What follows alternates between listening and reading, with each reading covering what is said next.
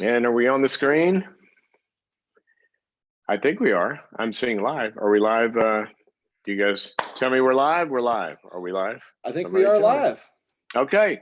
Hey guys, welcome to the Dr. Cloud Show. If you were around yesterday, you know that this is the, yesterday I said this is the new and improved, or new and not improved because it was new. Yesterday was our launch day for this radio call-in program, and we're glad you're here. So today is the new and improved because you got to do better than yesterday because we were just learning, right, with all our technical glitches and stuff. But it went well. We had some good callers, and we're here again.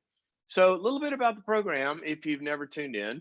I'm Dr. Henry Cloud, and I'm a clinical psychologist, as some of you know, others of you don't.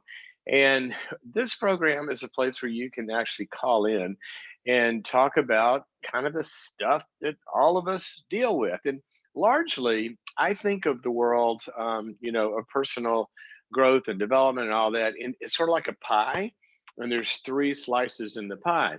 And one of them is what I call the clinical arena, kind of a technical term, but it's all the stuff we feel like, stress and anxiety and depression and panic attacks and eating disorders and addictions and all of that stuff. And that's one piece. All of us had some of that somewhere, right? The second piece is the relational arena. So, marriage and dating and family relationships and extended family and in laws and work relationships and your kids and all that stuff. And then the third one is the performance arena in life. And that's where we have to get our gifts and our talents and not just be dreamers, but make those talents come to some sort of a fruition and accomplish goals and realize something at the end of the day from all of our dreaming where it comes into a vision that actually has fruition in the real world. So those are the kind of things we deal with. And when we decided to do this program, I wanted to make it a place where you could call in and we could talk. I did live call-in radio for a lot of years and really enjoyed it, and then stopped doing it for a while and decided, hey, why don't we do this again? So let me give you the number, and I want to hear from you. Today it's 844 940 2774. And here's that number again, 844 940 2774. Okay, I think that works. Hey, there's Riley. If you can see Riley in the background, she's decided to come. She's either tuning me out or tuning me in. I don't know. She kind of walked away. So she said, I've had enough of this. Um, so let me tell you a little bit about kind of this present context. We are in, I don't know how many weeks it's been here. I live in Southern California. And I think we went on lockdown kind of around the middle of March 15th, 16th, something like that. I remember I had a birthday dinner in there on the 17th that nobody came to because we got locked down. So sometime around then. And talked a little bit about this yesterday, but I wanted to mention it again. If you didn't hear it, because it's something that I'm hearing with a lot of people, and that is that, and it's kind of a natural thing. You're not at fault for doing this. This is sort of how things work. That we are built as humans to establish patterns, and we operate in those patterns. And those patterns actually have neurological hardwiring, to go with them. That kind of builds, right? That's why you've heard all this stuff about habits. Why it's hard to change a habit because you're wired in that pattern, and then you can't just do something once and think you're going to be new and different and improved. You got to keep doing it until the new patterns begin to get established. Well, even in this lockdown now for however many weeks, right? And whether we have been aware of it or not, you started to establish a lockdown routine, kind of a COVID-19 routine, and that's in a number of different areas. Okay. It's in kind of how you spend your time and how you spend your energy and how you do connecting and not connecting. And those kind of day after day have built upon each other. And now, if you weren't aware of it, you've gotten into some routines. And that's a good thing. You're designed to do that. But did you do them on purpose? See, probably not, because we didn't know what we were doing. We didn't know how long this was going to be. We didn't know exactly, you know, what it meant. And so they just established.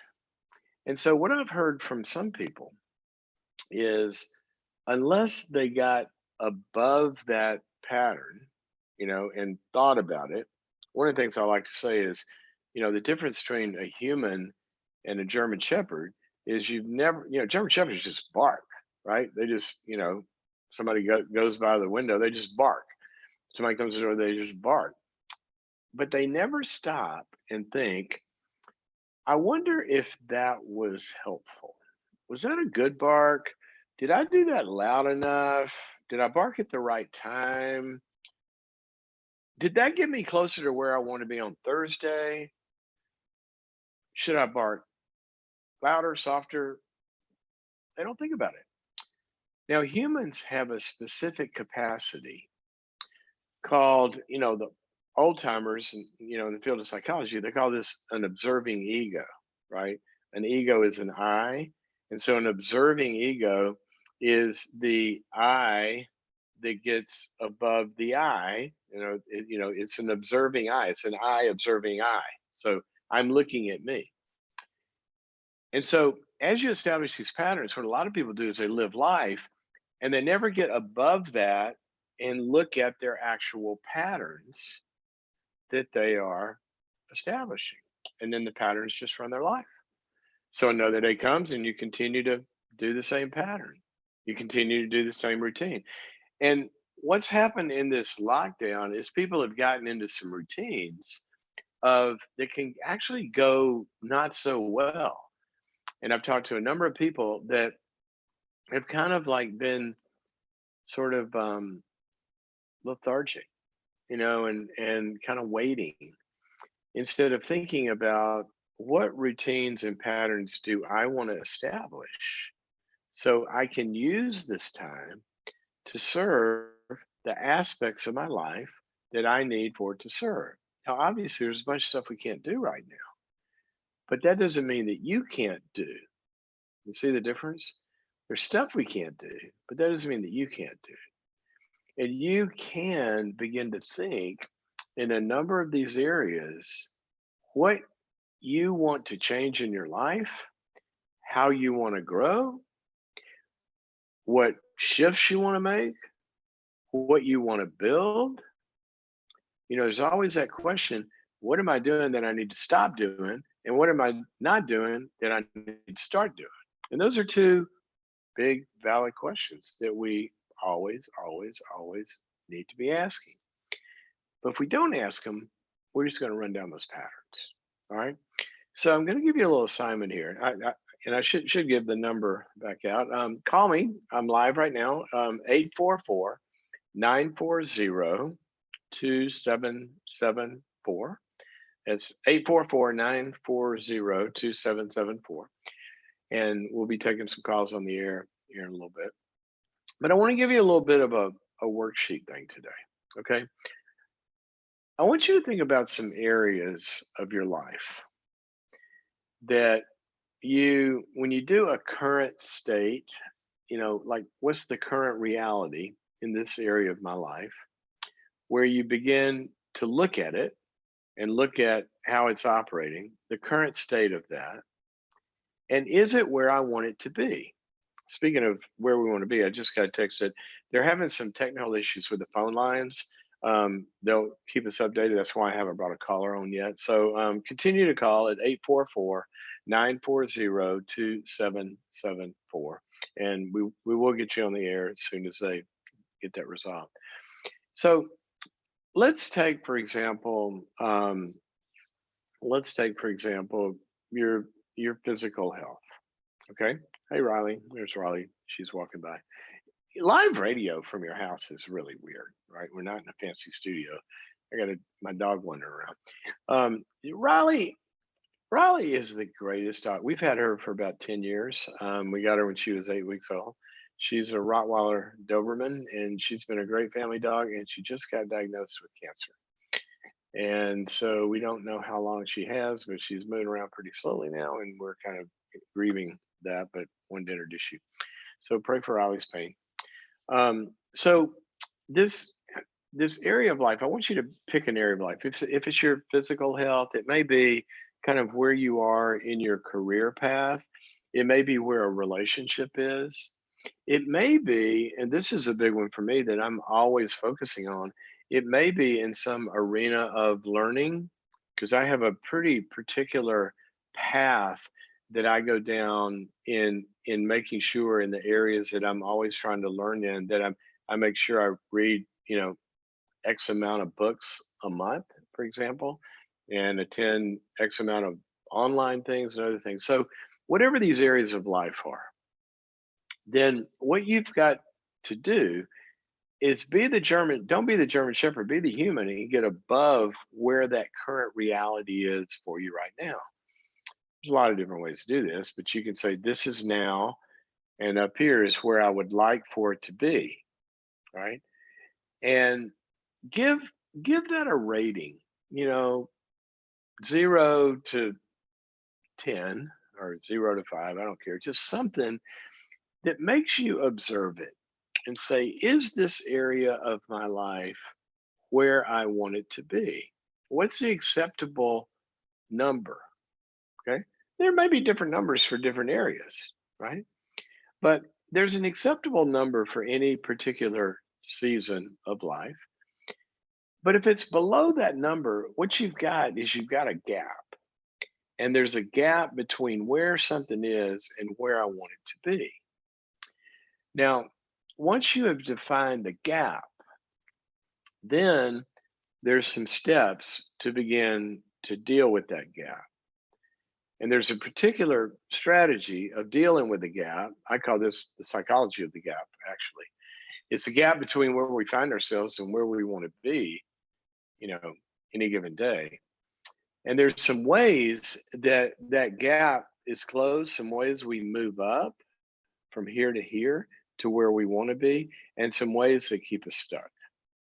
And so while we're waiting here to get the excuse me, I'm gonna move my chair around a little bit. While we're waiting here to get the phone lines hooked up, actually they said, okay, we're good to go now. It sounds like I'm gonna give the number again: 844-940-2774. That's 844-940-2774. I'm sitting here all by myself. Somebody call me. I know the phone lines have been messed up, but 844-940-2774. So while the phones are loading up, I'm gonna finish this here. I've got and then we're gonna be talking. Looks like to Deborah. She's from California. It looks like, but this psychology of the gap, which I'll revisit a little later in the program. But I want to start with this. First thing you do is when you evaluate where you are versus where you want to be, I want you to notice the tone of your evaluation. When you look at it where you want to be and here's where you are, is that a negative tone when you evaluate yourself? Is it condemning? Is it angry? Is it shameful? Is it full of guilt? And this is why this is very, very important.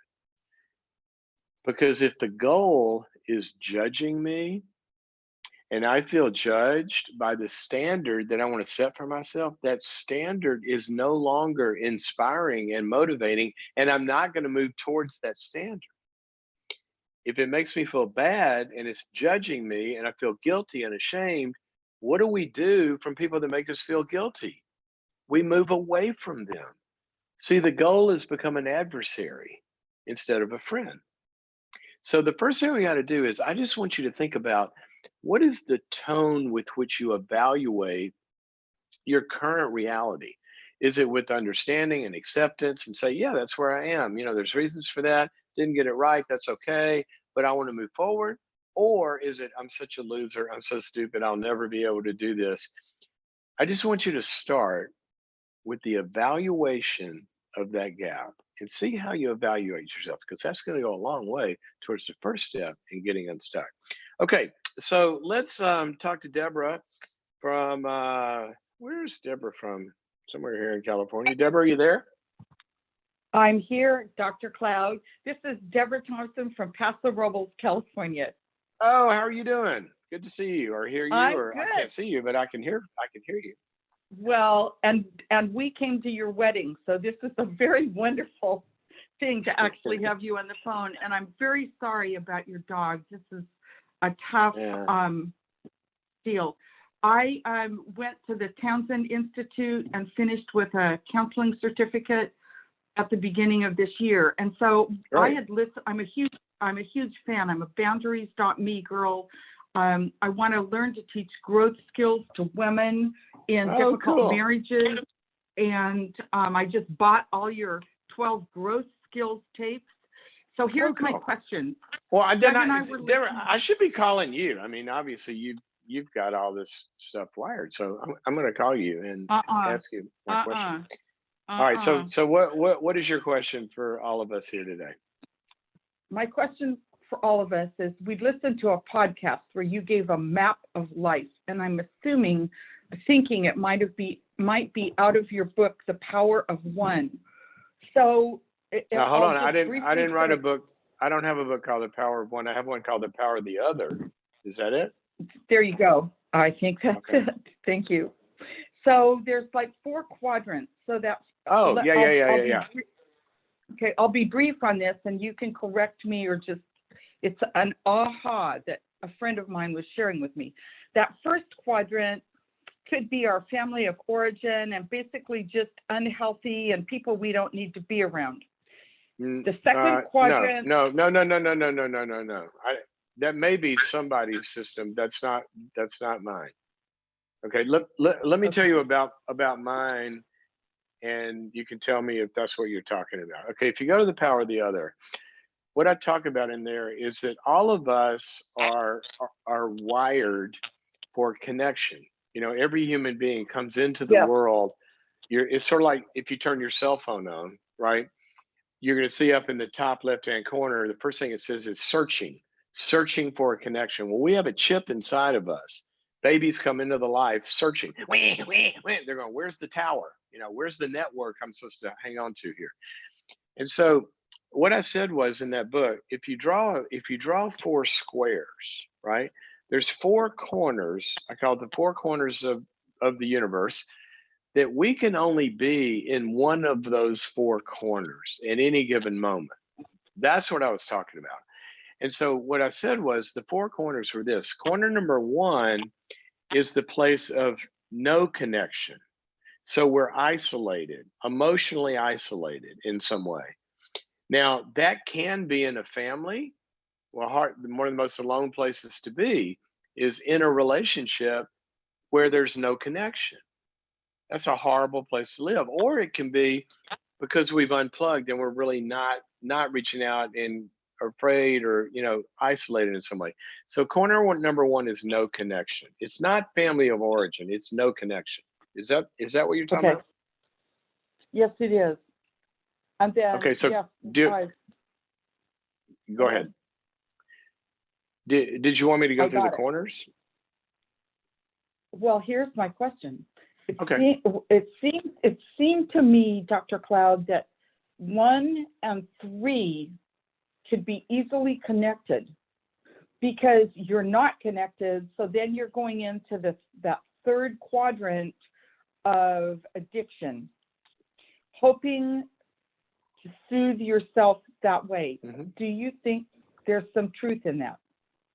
And the statement was that 1 and 3 are the same? No, it's that if you are a person of no connection, because we are wired to always connect, you move to number 3, where you can overwork or drink or do sexual addiction, whatever it is. It seems like there's so what the map is intended to do, and I'm glad you asked this question, because it's good for all of us to think about, because it's sort of like, I use the example of a Navy SEAL. When a Navy SEAL lands into enemy territory, the first thing they do is they look at their GPS and their equipment in their hand, and they ask 3 questions. Where am I? Where is the enemy? And where's my buddy? It's a location finder because I got to know the answer to all three of these. Well, this map that I've talked about here, it's got four corners, and in the first corner is no connection, where we feel isolated. So there are states of isolation that people are in where they don't really seek addictions. They're just in a deep depression and they're in a very empty place and they're not trying to medicate themselves. And they might be in paranoia, and in fact, they may get paranoid in that isolated state and see medicines as danger and move away from them. So the first one is an alone place that's not necessarily being medicated. Corner number two is sometimes people, the aloneness is too much. So corner two, I should actually go that way.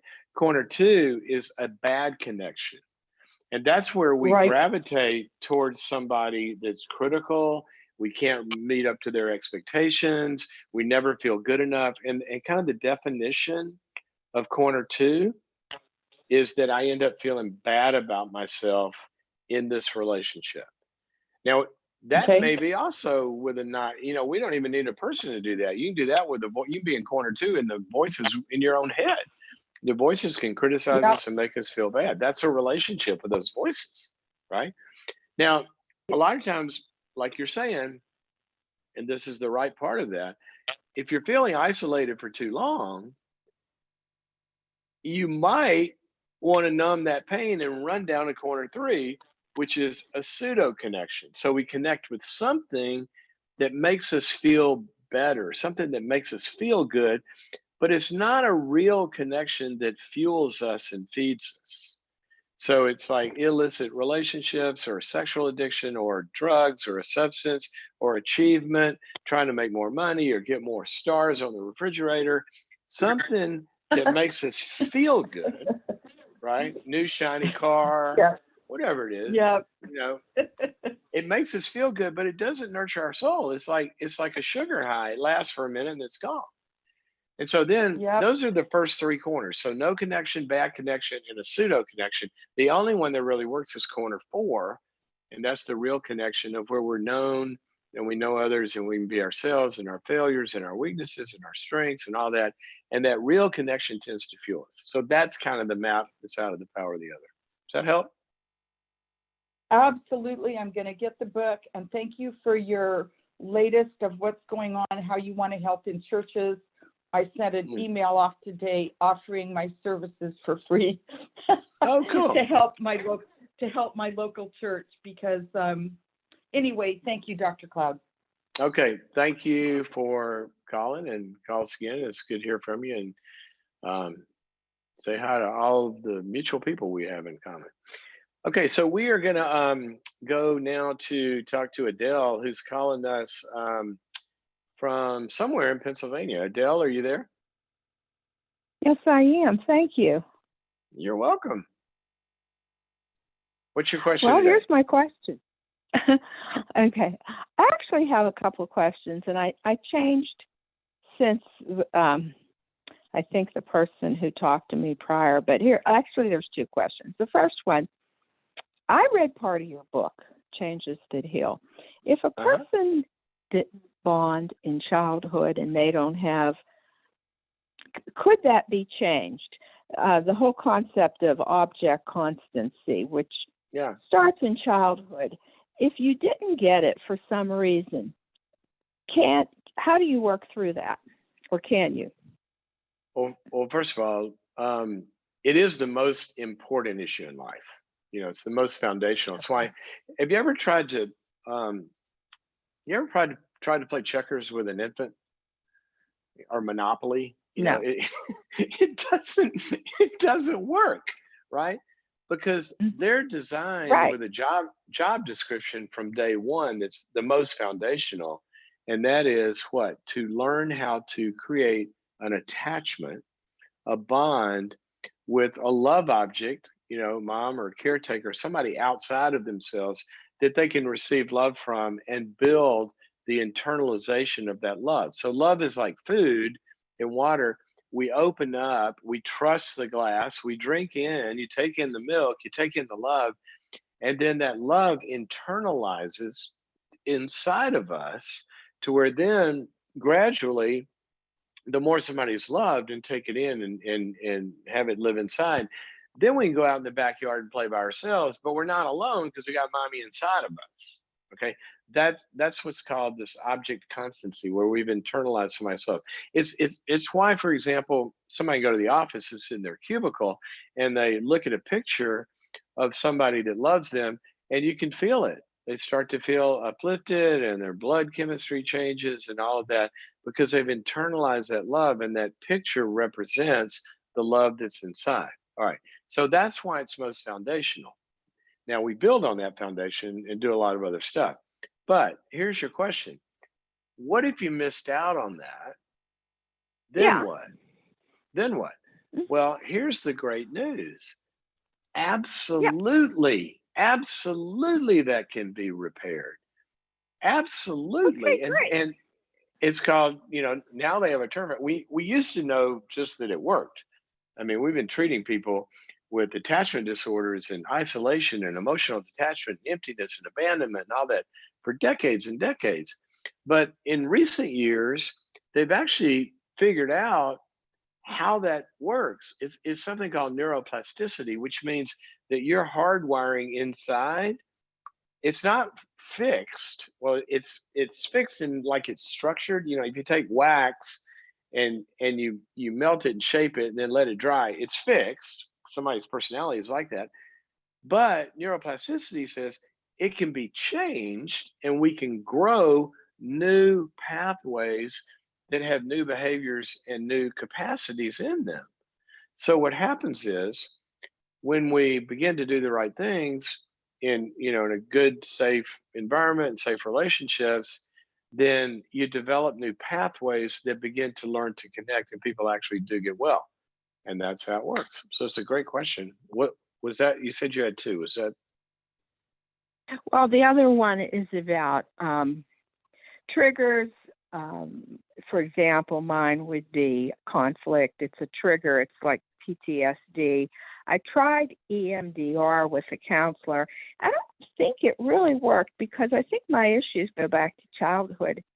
And so Well, I'm wondering if about, whatever worked or didn't work, it whether it worked or didn't work is probably not related to that they go back to childhood, because we do know how to resolve childhood stuff. So something else was at play with something not working, I would guess.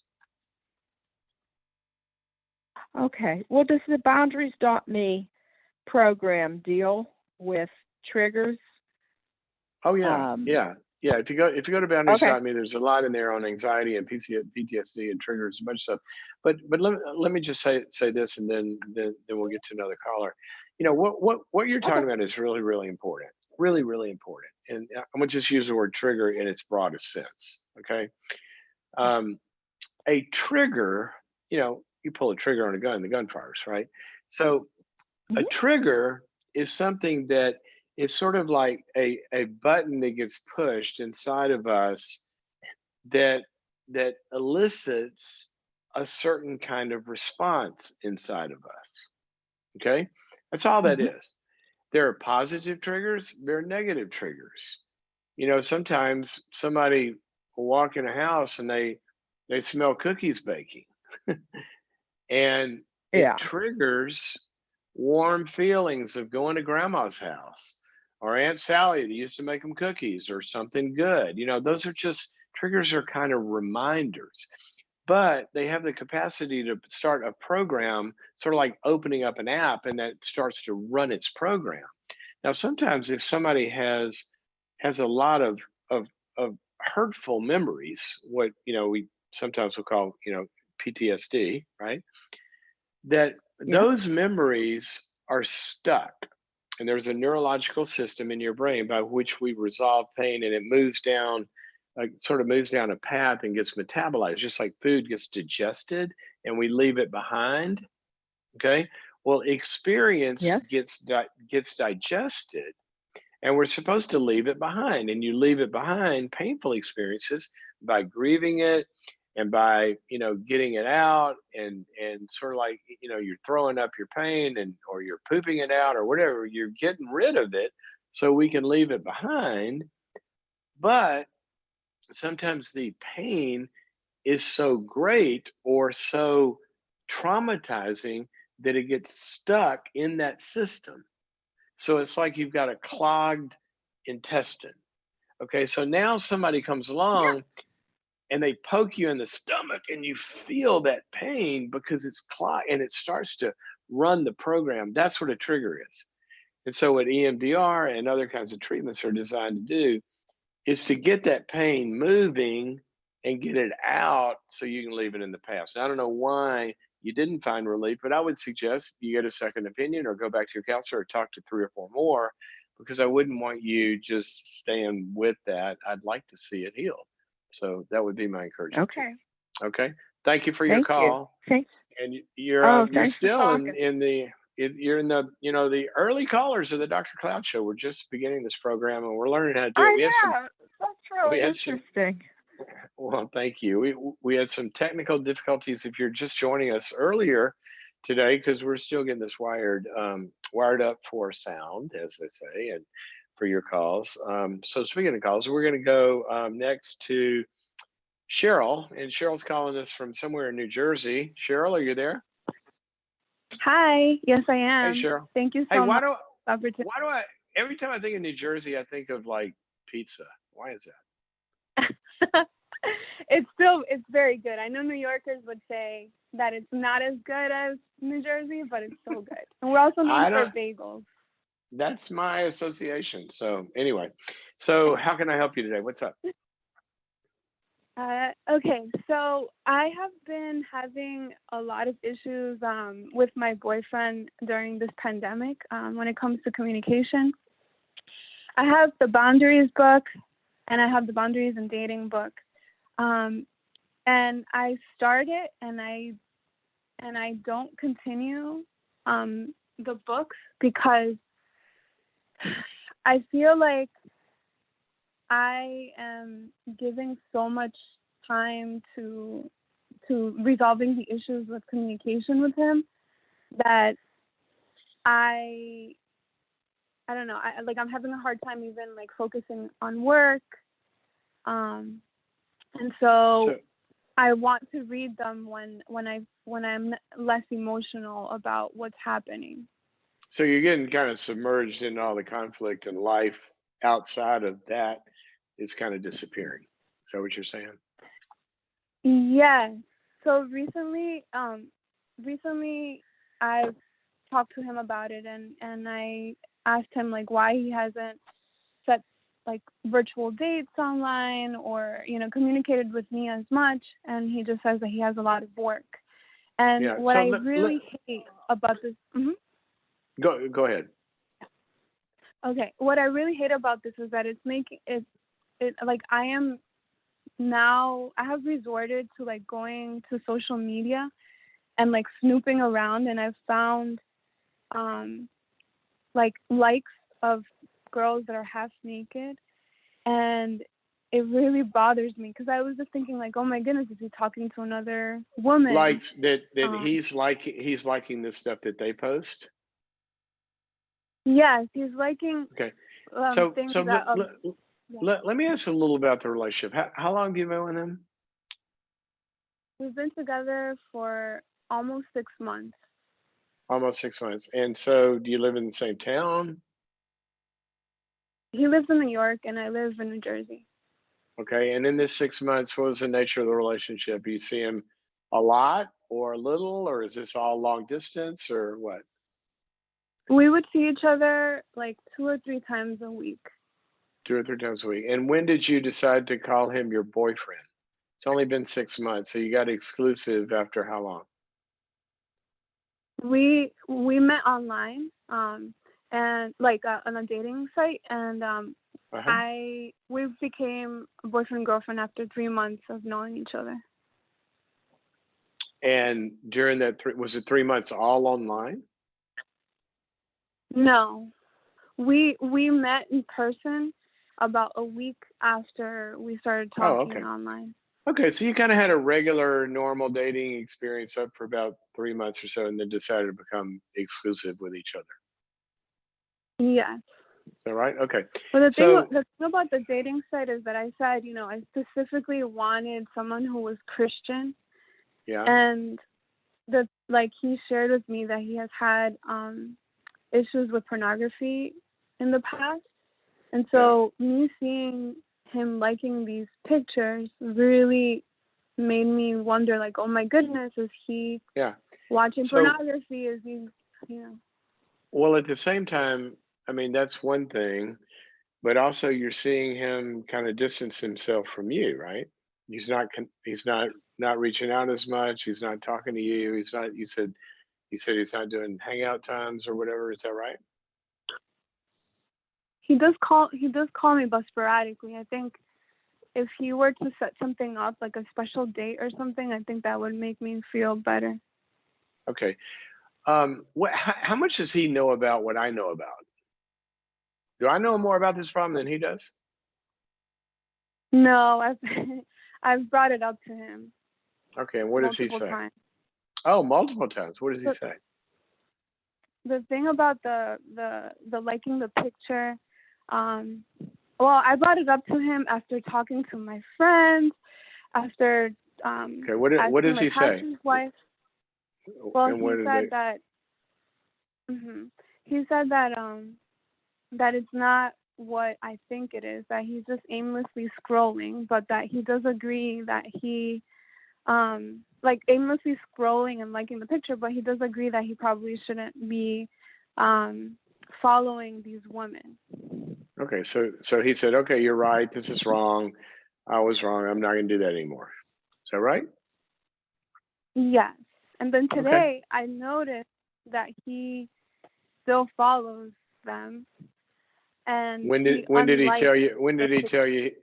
When did he tell you he wasn't going to do it anymore? He said that about 2 or 3 weeks ago. Oh, okay. And so one more thing, you told him that you wanted him to kind of talk to you more and reach out more or plan something. What did he say to that? He said that because I was like giving him ideas to like for dates and stuff, and then there was a whole week that I did not bring anything up about like going on like a special date or one-on-one time with him. So then that Sunday I said, yeah, we didn't even do anything special, and I thought that you were going to think of things to do. And he said, well, He I had think, told you he was going to do that and then he didn't. yeah. Okay. And then he And so said, well, we should work you on it brought that up to together. him. All right. Well, so here's kind of what I'm hearing. Just a sec. Whoops.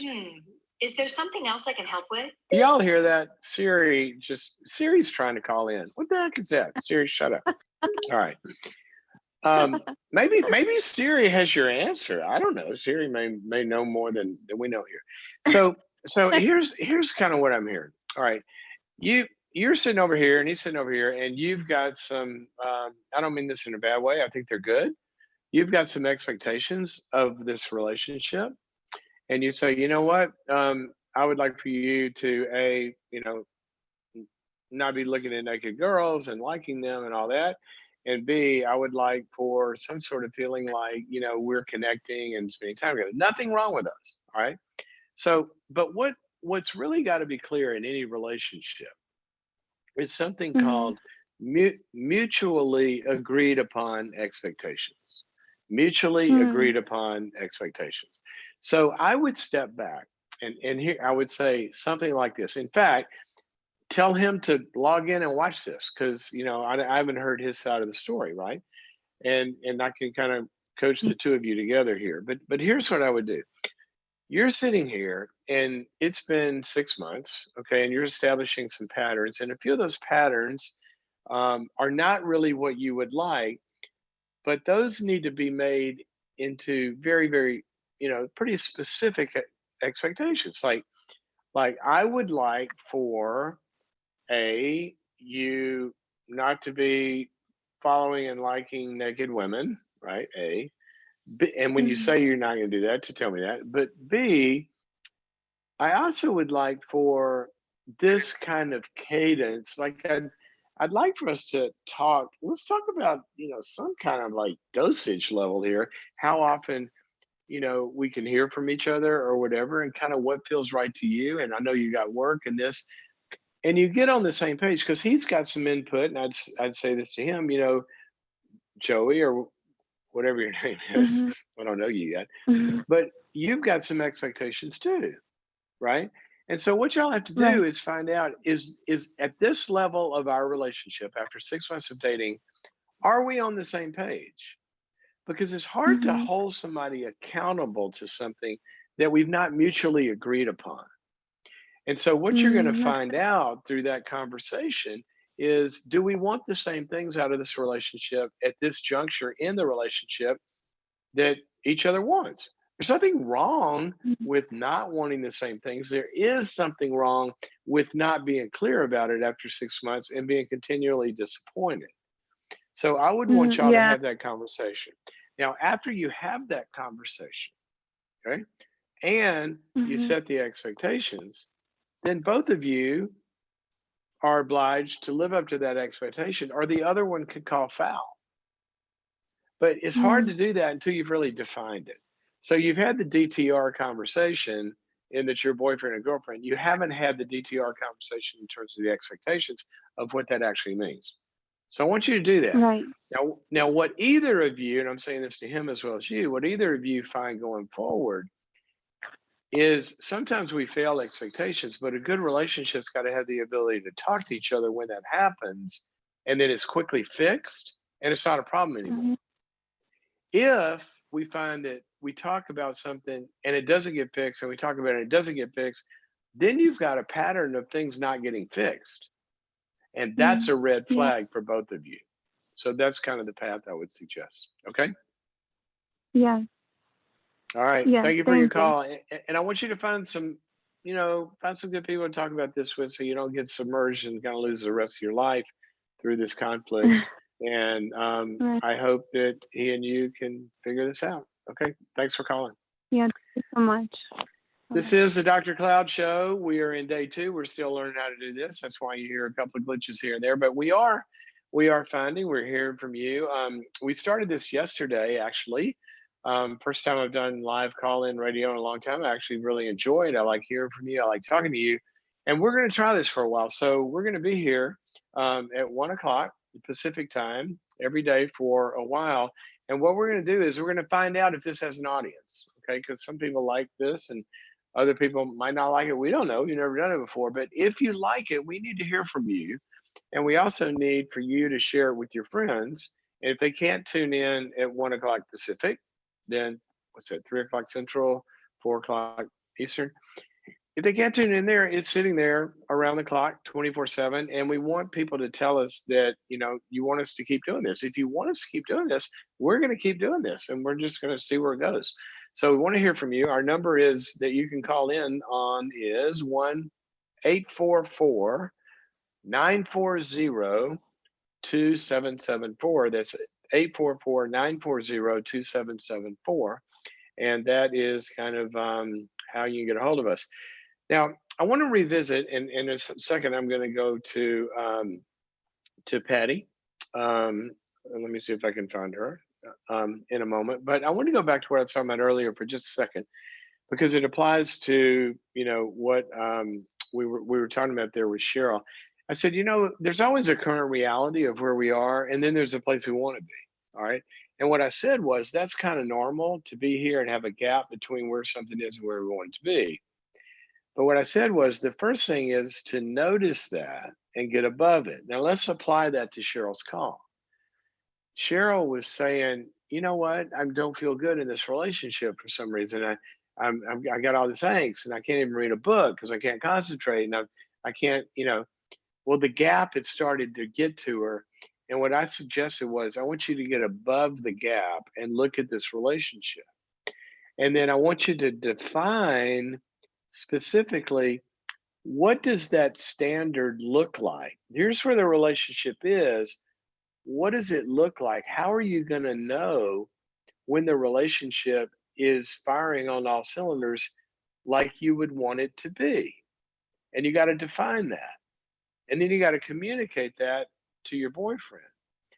But the other thing I talked about earlier was what's the nature of the tone of that conversation? So I would give a big, big, big bet in Vegas.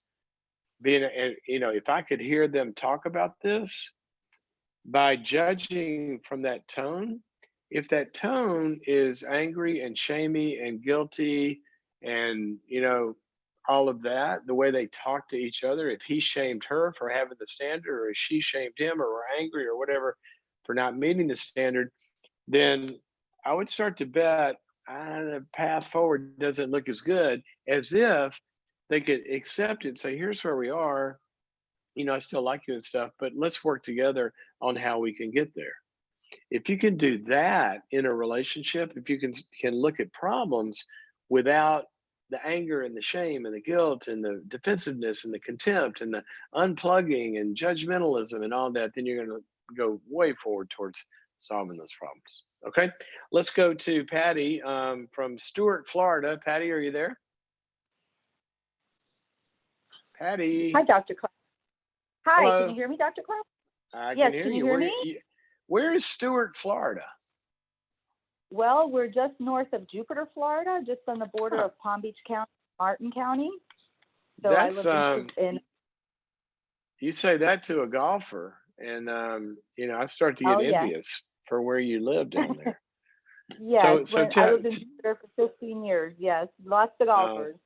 beautiful. So tell me, how can I help you today? Okay, well, Yeah. 4.5 years ago, I went through a pretty devastating divorce. I was blindsided, and I figured out that I'd been living with somebody who pretty much had been gaslighting me for a long time, and he ghosted me. He literally sent me on vacation. I came home with my child and my child's girlfriend to an empty home, and it was Wait a shocking. minute. And Well, it was hang on, hold on. You were Mhm. married at the time, and how Yeah. long were you married?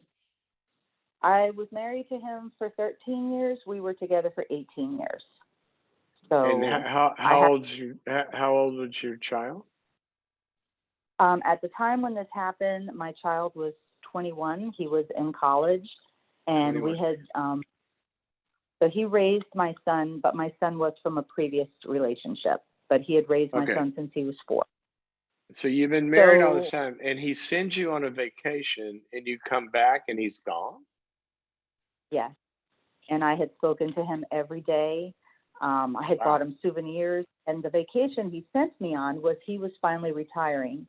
We were both in law enforcement. He was finally retiring, and we were going to build our retirement home outside of Louisville, Kentucky. So I went up there actually to meet with a builder. And while I was up there, I was talking to him every day, and I came home to an empty house. So it was shocking, to say the least. Wow. And I was pretty lost, and I would say, to say the least. I mean, that's quite a big shock.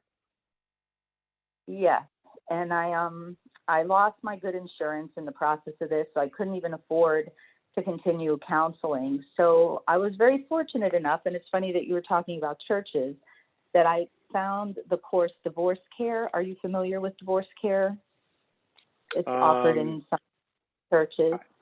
I usually, when I hear divorce care or divorce recovery, I think of it as a theme, and there's a lot of different materials that people use in those, but I'm familiar with the concept of divorce care and programs. Yeah. Well, I was very fortunate. I found this course, and on the very first night, I did not realize when I looked online that this was a Bible-based course that was offered through a church. And to give you a little bit of my background, I was raised in a half Catholic, half Jewish home where we really didn't practice any religion, but we put up a Christmas tree and Hanukkah bush. Yeah. So I did not have any Bible-based religion At background least at all. they covered all the bases, right? We did. And so the first night of the course, I was sitting there and I was kind of mortified because I realized this was Bible-based. And I'm like, I don't know the first thing about religion. So at the end of the course, I walked up to the instructor and I said, look, I'm really sorry. I'm kind of embarrassed to admit this, but I've never read the Bible and I've never been to church. And she said to me, give me 3 classes and then make your decision. Don't quit just because you haven't read the Bible. So I was very fortunate I stayed, and it was the best thing I could have done. I was so grateful to the church. So the next course they offered was yours, Boundaries. And I took it, and I absolutely fell in love with you. I mean, I just think you're the best. Well, thank you. I'm glad it was helpful to you. It was very helpful. And then they offered another course called Guardrails, and I took that one. And then recently we were taking a different course, and all this coronavirus thing started. So with my law enforcement disaster preparedness background, I offered just out of wanting to do something good, when I saw that the epidemic was starting to spread to the United States, I offered to put on a free seminar for them to help everybody get prepared for this possible pandemic.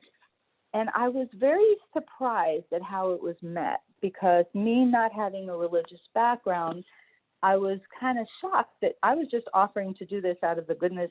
I just wanted to help. And it was met kind of with a little bit of, I don't want to say resentment, but I was just kind of taken back by the response, because what was the response specifically? What did they say? Specifically, it was kind of like, well, we've all been saved and we don't need to prepare because we're going to be protected by God, which I completely respect and I understand. Yeah, I was a little taken back. Well, hold on a second. We've been saved and we don't need to prepare because we're going to be protected by God? Pretty much, yeah. Well, I mean, I don't know them, and I don't know kind of what they meant by that, but let me give you a different faith perspective on that, because this has come up in the news a lot. You know, you have some people that are, you know, that are not wanting to quarantine. I learned a phrase a long time ago, and I think this is absolutely biblical. And this is why they say, "I've been saved. We don't need to prepare because we're going to be protected by God." The phrase was, trust God and lock your door. Trust God and lock your door. So here's what I can't relate to the word religion. I can't relate to the word Bible. And I think the Bible is actually an anti-religious book. I think the whole story is anti-religion. I think religion is what people make up to replace a relationship with God. Okay. But what the Bible says actually is this, that we are to lean on God as our protector. I mean, through this whole thing, every morning I pray Psalm 91, and every evening I pray Psalm 91. It's a very protective psalm. But if you look at all the stories in the Bible, David, for example, was the one that wrote all those Psalms about God is my refuge and God is my protector and all of this.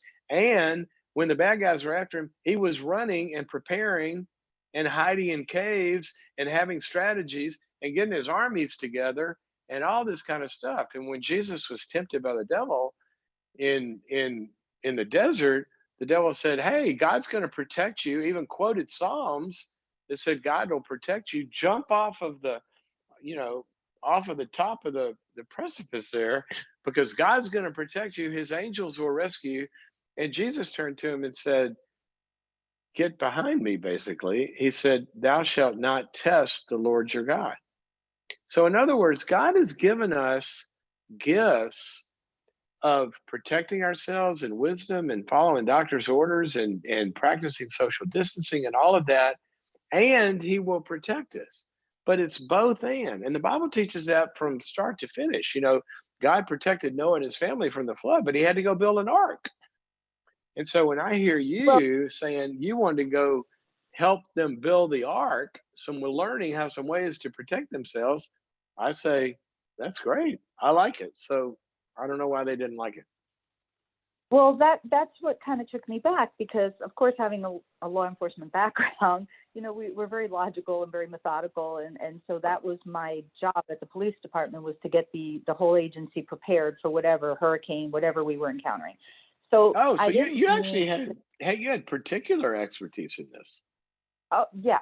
And that's why I volunteered to do this. And so I asked, when he said that to me, I said, I don't mean to offend anybody. I said, but maybe, just maybe, the reason I found this church and the reason I am here and I've taken these classes and I've appreciated so much is because I am maybe here to try to help, and oh my gosh, it was definitely the wrong thing to say. I felt like they felt they were very offended by what I said, and I wasn't trying to be offensive. I was trying to relate to that joke where the man's drowning. I don't know if you've ever heard this, and so God sends him a raft. I sent you a and a boat. helicopter, and I sent you a boat, and I sent you, Right. Yeah. Right. And then Well, he dies and he goes to heaven. He says, why didn't you save me? And God says, I tried. I sent you a boat. Yeah, I I tried. sent you what Well, else? I sent you a cruise line. What else did you want? And so that's kind of how I felt. But it was very apparent that they were not open to me trying to do something. And so I felt. Well, is there something, we're running out of time here? Is there some specific way I can help you with this? Because I don't know why they said that. Well, I felt it's kind of strange because all along I felt very welcomed at the church, and very happy that I've been there and that I received a lot of help. But I felt it might have been a particular person. Like I wasn't welcome at that point, like that it was that I was kind of being sent a message to me that I don't know. Because what? And I don't want to feel that way. I wouldn't want to feel that way either. Yeah, that's not good. I mean, if anything, the church should be a place that, welcomes.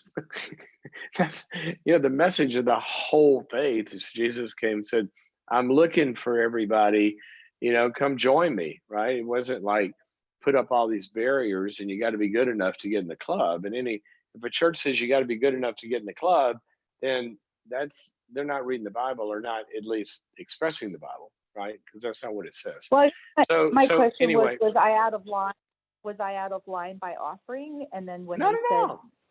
I mean, how can you be out of line for? No. And what you might want to do is take that expertise and offer it to some other people. And I'd say one last thing, and then I got to go because we're running out of time. But the other thing is, a lot of times we think of the church, right?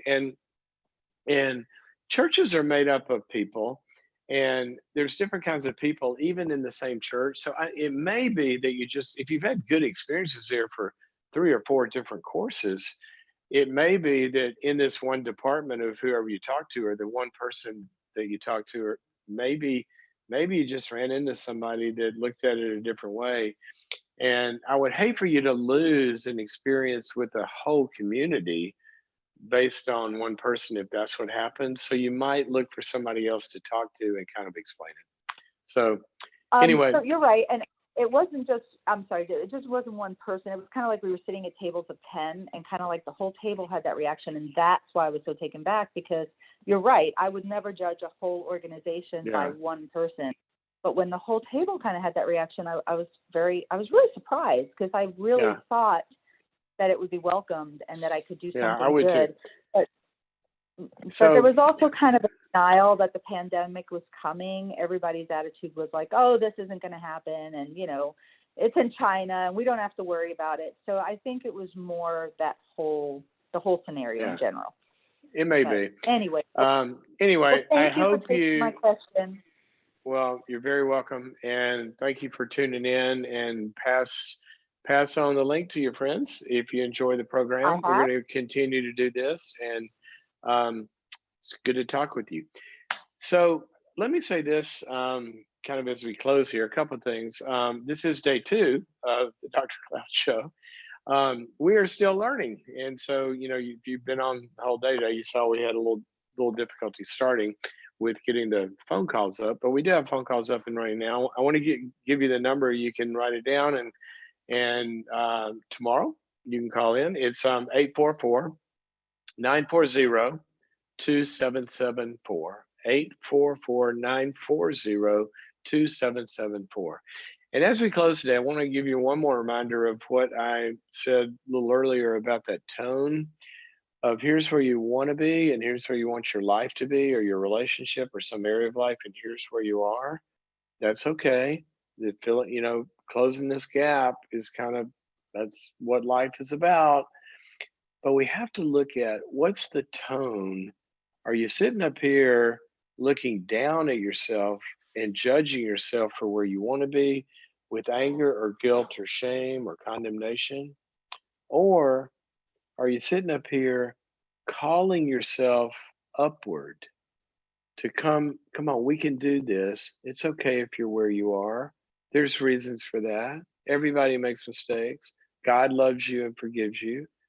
There's other people that can love you and forgive you. And if you get rid of the judgment, then the goal can actually become inspiring and it can pull you upward.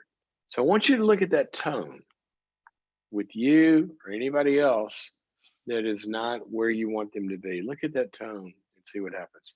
Okay, I'm Dr. Henry Cloud. This is the Dr. Cloud Show. Thank you for joining in. We're going to be here every day at this time. And again, we just started this and we're going to find out if people like it. If you do, then let other people know about it. If an audience starts to build and you want me to be here, I will be here.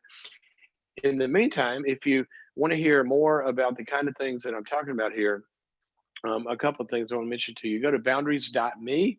That's the personal growth path that we have. It's called boundaries.me. And you'll find a lot of stuff on there, a lot of courses, good for when you're quarantined, right? And also, we launched something today called Churches That Heal. And Churches That Heal is a program it's designed to help churches to meet people where they are in this whole, not just the pandemic. Pandemics would cause a lot of it to get worse, but this whole thing we got going, it's becoming a big deal, is this mental health crisis in America of depression and anxiety and addictions and all of the ways in which we hurt. Churches That Heal is a program designed to help churches implement some things that actually help them become a church that's a place where hurting people want to run towards instead of run away from. So we're calling people today on opening day of this. Go to churchesthatheal.com and gift your church with one of the programs, or gift your pastor with one. Tell them I was thinking about you. I got you this program. Here's the password for you. Here's the link, and see if we can get started. Or you can go through it as an individual. It's called Churches That Heal at churchesthatheal.com. Okay, thank you guys for tuning in. I will see you right here tomorrow at the same time. Okay.